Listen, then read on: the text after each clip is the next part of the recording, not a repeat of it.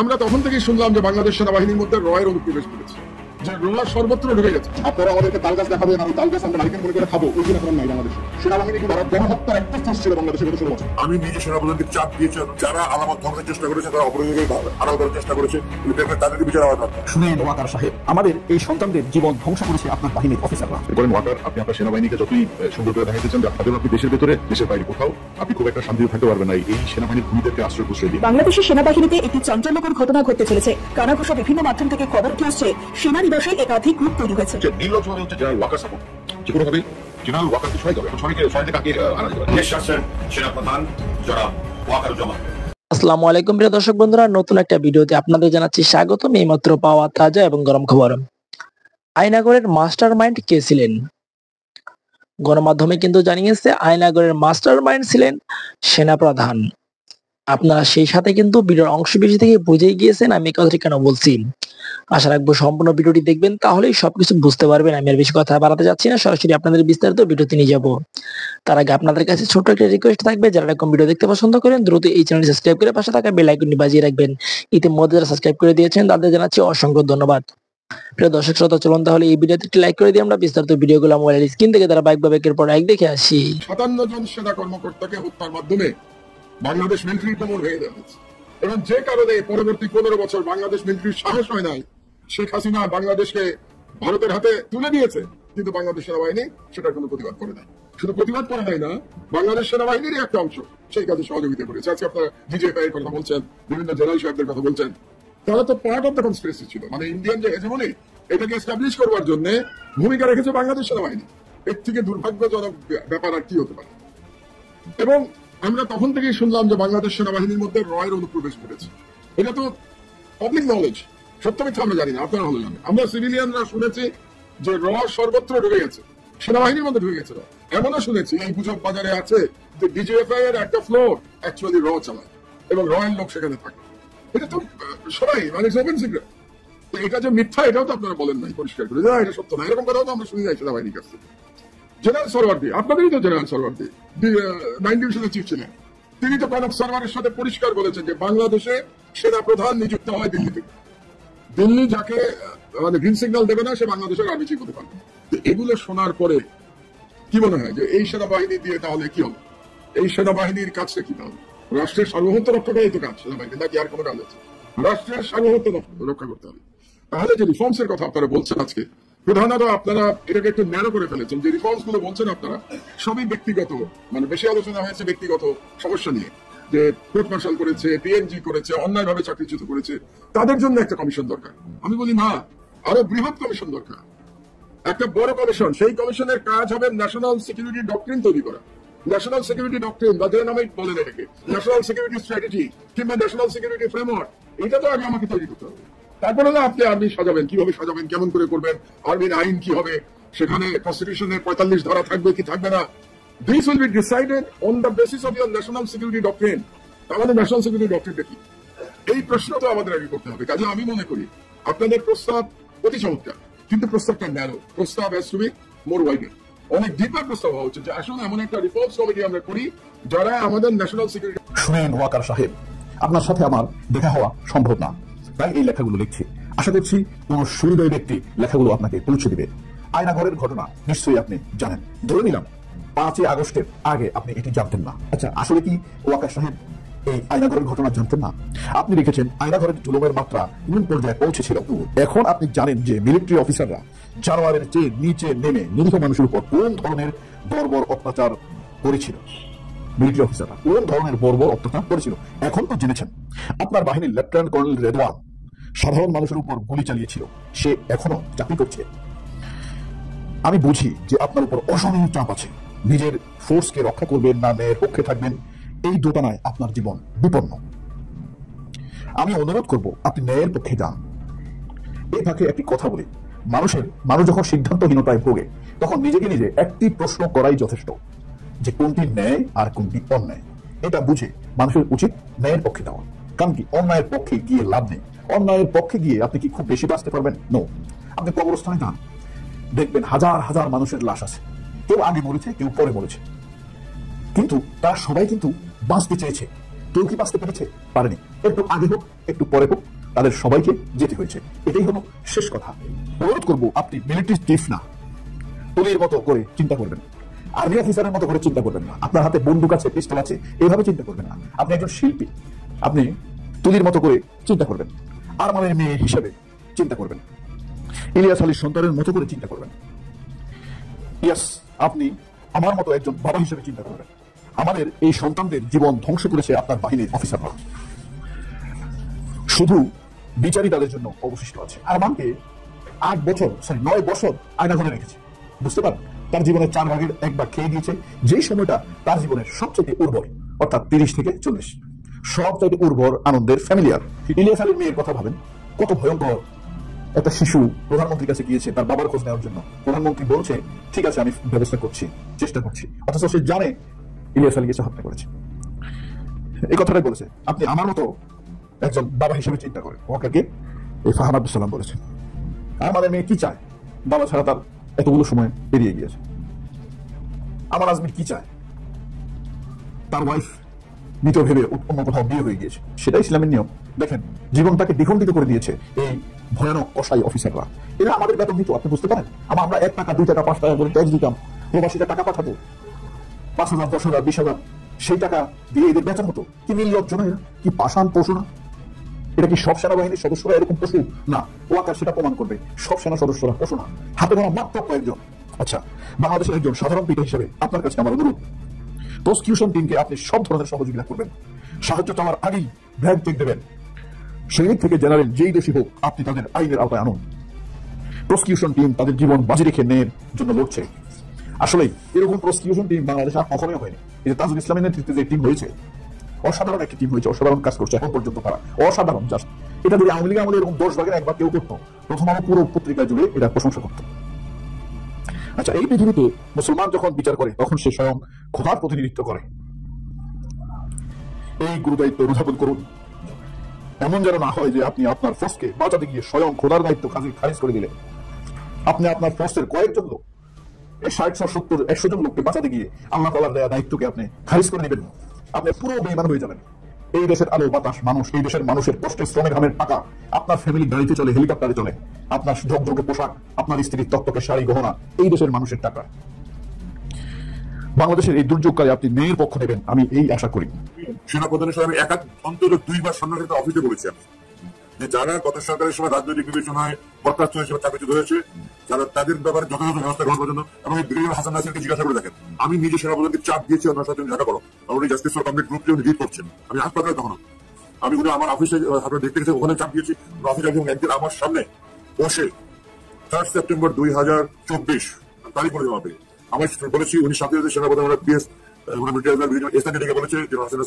Interview করো। আমি ওখান থেকে বের হয়ে আমার ফ্যামিলিকে জানিনি যে আমি সেনাপ্রধানের অফিসে বেরোছি। আমি হাসান নাসিরকে ফোন করেছি, স্যার আমি মাত্র বলে এসেছি, আপনাকে ডিএনএ মধ্যে ডাকবে হয়তো। আবার 3-4 দিন পরে আমি ফোন করে আপনি ডেকেছিল না, ডাকেনি। স্যার আমি তাহলে আবার বলবো না, তুমি 2 বার বলেছো, আবার দরকার নেই। আমি বেরোয় এসে আমি ওই দিনই সাথে সাথে প্রসিকিউটরের সাথে কথা বলেছি, আমি ফেসবুকে দিয়েছি, আমি প্রেস স্টেটমেন্ট দিয়েছি যে ওই যারা আলামত ধ্বংসের চেষ্টা করেছে, তারা অপরাধীদের আড়াল করার চেষ্টা করেছে, তাদেরকে বিচার আনা দরকার। আমাকে পয়সা দিয়ে কিনে নেবে, আমাকে পেনশন দিয়ে কিনে নেবে, এর খুব মনে করে থাকে তার মানসিক সমস্যা। বাংলাদেশ সেনাবাহিনী আমাকে চেনে, এদেশের মানুষ আমাকে চেনে। আমি কোনোদিন অন্যায়ের কাছে নথি স্বীকার করিনি।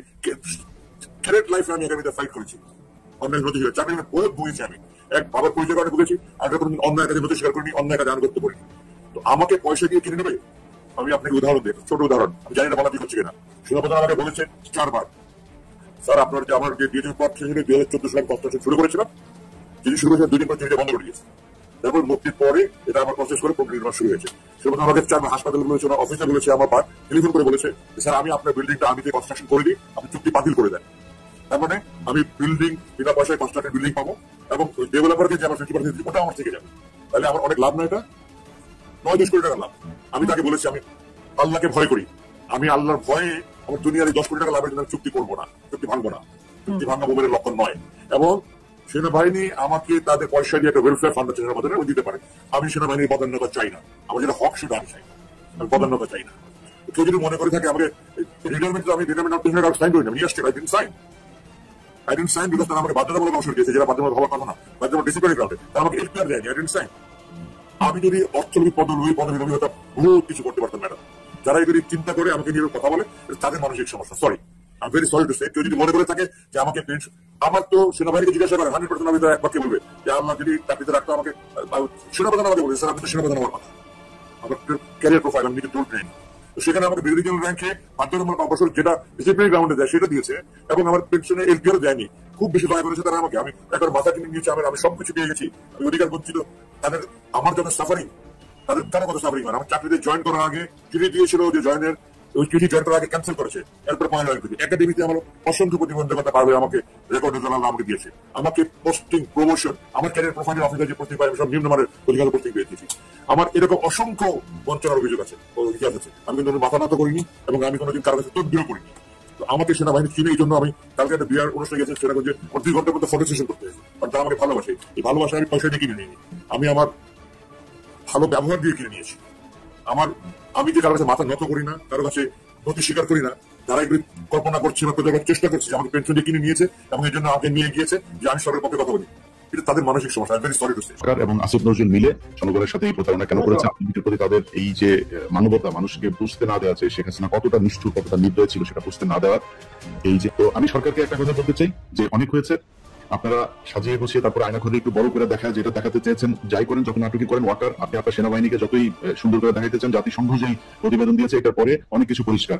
অতএব আপনি দেশের ভেতরে দেশের বাইরে কোথাও আপনি খুব একটা শান্তিতে থাকতে পারবেন না এই সেনাবাহিনীর খুনিদেরকে আশ্রয় প্রশ্রয় দিয়ে। অতএব এটার সুষ্ঠু তদন্ত করতে হবে, বিচার করতে হবে, আসলে যা করেছিল সেটা মানুষের সামনে তুলে ধরতে হবে। যারা এতদিন ধরে এই গুম খুনের সাথে জড়িত ছিল তাদের পরিবারকে যথাযথ ক্ষতিপূরণ দিতে হবে। যারা এখন পর্যন্ত ছাড়া পায়নি তাদেরকে খুব দ্রুত ছাড়তে হবে। আওয়ামী লীগ পৃথিবীর ভেতরে বিলুপ্ত প্রায় একটা প্রজাতি, এদের অস্তিত্ব এই বাংলাদেশে ইনশাল্লাহ কোনোদিন হবে না। এদেরকে মানুষ ওই যে বিভিন্ন জাসদ টাসদের মতো বিভিন্ন রাজনৈতিক দল আছে না, ওইরকম একটা দল হয়ে তারা দাঁড়াবে বাংলাদেশের সামনে। বিএনপি, জামায়াতে ইসলামী এবং এই ছাত্রদের যে একটা দল, তারপরে সাথে কিছু দল আরো থাকবে, সবচাইতে ছোট দল হিসাবে আওয়ামী লীগ এই দেশে রাজনীতি করবে। আমি তাদের মনে হয় না নিষিদ্ধ করা হবে, আমি নিষিদ্ধ করা সেটা দরকার, মানুষের জানা দরকার আছে যে আওয়ামী লীগ আসলে কি জিনিস। তো আওয়ামী লীগের যেসব লোকজন, আমি আজকে কমেন্ট করছিলাম, নর্মালি আমার এখানে আমার বিরুদ্ধে তেমন কেউ কমেন্ট করেনি, দেখছিলাম যে হয়তো তারা হয়তো পলিসি নিয়েছে যে তারা কিছু কমেন্ট করবে কাজে। তো আমি আপনাদেরকে বলবো ভাই যে আপনাদের আওয়ামী লীগের যত লোক আছে সবাইকে নিয়ে এসে আমি চাই আপনারা আমাকে গালাগালি করেন, আমার বিরুদ্ধে কথা বলেন, সমালোচনা করেন, এতে আমি বুঝতে পারবো যে দেশে আসলে আওয়ামী লীগের সংখ্যা কত।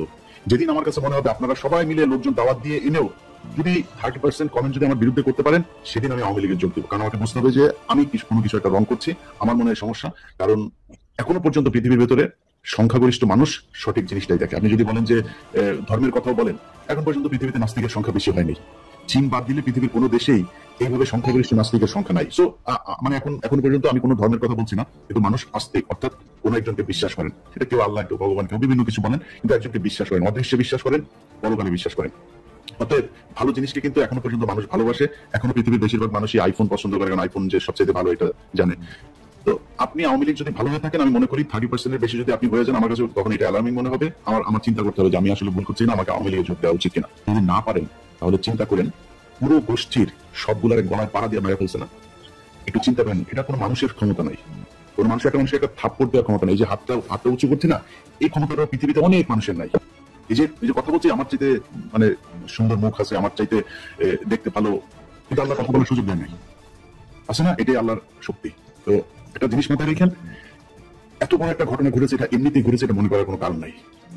আল্লাহ এই শাস্তি আপনার এই জাস্ট ইমিডিয়েট পূর্বপুরুষকে দিয়েছেন।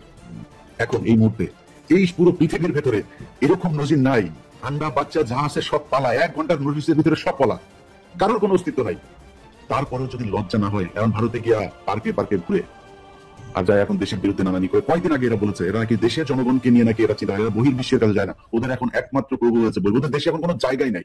যত বেশি কথা বলবি, যত বেশি শয়তানি করবি, তোদের ব্যাপারে এই দেশের মানুষ তত বেশি কঠোর হবে। আস্তে আস্তে আওয়ামী লীগকে নিষিদ্ধ করা হবে, অঙ্গ সংগঠন, এই নাম নিবি, নাম নিলে গণধোলাই। রাস্তাঘাটে দেখছিস না, মনে হচ্ছে যেন করোনা আবার বাংলাদেশে ফিরে আসছে। মাস্ক লাগায় তারপরে স্লোগান দেখ, জন্মদিন পালন করে ঘরের ভেতরে জয় বাংলা, জোরে বলতে পারে না জয় বাংলা, এটাও ঘরের ভেতরে আস্তে আস্তে জয় বাংলা বলার আগে আরো ঢুকানো হবে। কয়েকদিন আগে মনে নাই বলছি, শেখ হাসিনাকে কেউ সরাইতে পারবে না, আল্লাহর সাথে যুদ্ধ করেছিলে, আল্লাহ সেটা নজির দেখিয়ে দিয়েছে। আসিফ নজরুলকে বলবো, আসিফ নজরুল আপনি আইনমন্ত্রী, অতএব একজন আইন উপদেষ্টা হিসাবে এটা সম্পূর্ণ দায়িত্ব আপনার, দায়ভার আপনাকে নিতে হবে। মার্চের 10 তারিখের মধ্যে একজন আলেম যদি বাংলাদেশের জেলখানায় থাকে, একজন বিএনপি জামায়াতের কর্মী যারা কিনা শেখ হাসিনার সমালোচনা করার কারণে শেখ হাসিনার মিথ্যা মামলায় আটক আছে, কেউ যদি নাকি জেলখানায় থাকে, ভয়ঙ্কর রকমের প্রতিশোধ নেওয়া হবে আসিফ নজরুল। কিছুক্ষণ আগে দেখলাম সরকার একটা সিদ্ধান্ত নিয়েছে, যে সিদ্ধান্তটা আসলে অনেক আগে নেওয়া উচিত ছিল। সেটা হচ্ছে 2018 সালের তথাকথিত নির্বাচনে, 2018 সালে কোনো নির্বাচন হয়নি, এটা একটা ইত্রামি হয়েছে। রাতের বেলা ব্যালট বাক্স ভরে ফেলে যে ইত্রামিটা হয়েছিল, তখন দায়িত্ব পালন করা 33 জন ডিসি তারা তখন ছিলেন, তারা এখন সম্ভবত যুগ্ম সচিব বা এরকম কিছু, তাদেরকে ওএসডি করা হয়েছে। অনেকগুলো প্রশ্ন আছে এবং অনেকগুলো গুরুত্বপূর্ণ সাজেশনও আছে, আমরা এই আলাপগুলো করতে চাই। বাংলাদেশের ভবিষ্যৎ নির্বাচনী ব্যবস্থায় আমরা যে কাজই করি না কেন, আমরা যদি 2018-কে ডিল না করি তাহলে সেটা অসম্পূর্ণ থেকে যাবে। 14 সালে 24 সালেও বিভৎসবাদী নির্বাচন হয়েছে, কিন্তু কোনোটাই 2018-র সাথে কোনোভাবেই তুলনীয় নয়। বাংলাদেশের নির্বাচন বলে যে লিস্ট কিছু আছে, সেটা সম্পূর্ণ ধ্বংস করা হয়েছিল সে সময় যারা রিটার্নিং অফিসারের দায়িত্ব পালন করেছেন প্রত্যেকটা জেলার ডিসি, সেই ডিসিদের 64 জনই কেন না আমি সেটা জানি না। এর মধ্যে কি আগে কেউ অন্য কোনো কারণে পদচ্যুত বা ওএসডি হয়েছে আমি জানি না। তাহলে 33 কেন 64 জনের সবাই নন? এটা হলো প্রথম প্রশ্ন। দ্বিতীয় প্রশ্ন হচ্ছে শুধু ওএসডি করে রাখা। এদের যাদের বয়স, চাকরির বয়স 25 হয়েছে, আমি জানি না কতজনের চাকরির বয়স 25 হয়েছে, তাদেরকে তো তাৎক্ষণিকভাবে বরখাস্ত করা যায়। আর যাদের যায়ও না, আর সবার বিরুদ্ধেই আসলে মামলা করা উচিত, এবং সেটার জন্য যেভাবে হওয়া উচিত। 18-র পরে মামলা বিএনপির পক্ষ থেকে বা অনেক প্রার্থীর পক্ষ থেকে করা হয়েছিল, কিন্তু শেখ হাসিনার কোর্টে এসব মামলার কোনো ভ্যালু ছিল না। এখন সেটা করা উচিত হবে এবং এদেরকে মামলার আওতায় আনতে হবে, এদের শাস্তি দিতে হবে, এদের জেল জরিমানা হতে হবে। এটা হলো একটা দিক। আর একটা গুরুত্বপূর্ণ দিক আছে, খুবই গুরুত্বপূর্ণ দিক, সেটা হচ্ছে ওই সময় দায়িত্ব পালন করা নির্বাচন কমিশন, তথাকথিত নির্বাচন কমিশন। প্রায় বলতাম ওটা নির্বাচন কমিশন ছিল না। আওয়ামী লীগের সময় নির্বাচন কমিশনকে নির্বাচন বিষয়ক মন্ত্রণালয়ে বানিয়ে ফেলিয়েছিল সরকার। জনাব নুরুল হুদা সিএসি এবং তার নেতৃত্বাধীন যে নির্বাচন কমিশন ছিল, তাদের প্রত্যক্ষ যোগসাজশে এই ঘটনাটা ঘটেছে। প্রত্যক্ষ যোগসাজশে, তাদের পরিকল্পনায়, তাদের পার্টিসিপেশনে, তাদের অথরিটিতে। সুতরাং নির্বাচন কমিশনকেও বিচারের আওতায় আনতে হবে। যে কোনো মামলা, সেই মামলা থেকে আসলে ক্রমাগত ধাপে ধাপে ইনভেস্টিগেট করতে করতে সাক্ষ্য প্রমাণের ভিত্তিতে নির্বাচন কমিশন পর্যন্ত পৌঁছা যাবে বলে আমি বিশ্বাস করি। আমাদের হাতে যথেষ্ট পরিমাণ ডেটা আছে, সার্কামস্ট্যান্সিয়াল এভিডেন্স ভরা আছে। আর আস্তে আস্তে সব কিছু যদি মামলা হয় এবং সেগুলো যদি প্রপার ইনভেস্টিগেশন এবং এগুলো যদি প্রপার বিচার শুরু হয়, সাক্ষী শুরু হয়, নিশ্চিতভাবেই সিএসি এবং তার যে নির্বাচন কমিশন সেটাও এটার দায় কোনোভাবেই এড়াতে পারেন না। এত বড় লঙ্কাকাণ্ড ঘটে গেল, তারা জানেন না, হতে পারে না। এর সাথে পুলিশও ইনভলভ ছিল, আইনশৃঙ্খলা রক্ষাকারী বাহিনী, গোয়েন্দা এজেন্সিগুলো ইনভলভ ছিল, সবাই ইনভলভ ছিল। সবার ব্যাপারে এই আলাপ করা দরকার আছে। বাংলাদেশে ঐতিহাসিকভাবে নির্বাচন কমিশন তার দায়িত্বে থাকাকালীন যদি কোনো অনিয়মের সাথে অপরাধের সাথে জড়িয়ে যান, তার সুপ্রিম জুডিশিয়াল কাউন্সিলের মাধ্যমে তাদের বিচার বা অপসারণের ব্যবস্থা করা যায়। কিন্তু এর আগে করা, তিনি যখন সেই পদে আর থাকেন না, তখন সুপ্রিম জুডিশিয়াল কাউন্সিল ইউজ করা যায় না। নির্বাচন সংস্কার কমিশনের পক্ষ থেকে আমরা একটা পূর্ণাঙ্গ আইন প্রপোজ করেছি, যার মাধ্যমে এই ধরনের অপরাধও কগনিজেন্সে নেওয়া যাবে। কিন্তু সেটা সরিয়ে রাখি, কিন্তু আমরা নির্বাচনী অপরাধ হিসাবেও যদি আমরা এই রাতে সিলমারাকে আনি, তাতে আমরা সাক্ষ্য প্রমাণের ভিত্তিতে তদন্তের সাপেক্ষে এই কমিশনের পর্যন্ত পৌঁছতে পারবো বলে আমি ধারণা করি, আমি বিশ্বাস করি, খুব সিরিয়াসলি মনে করি সেটা সম্ভব।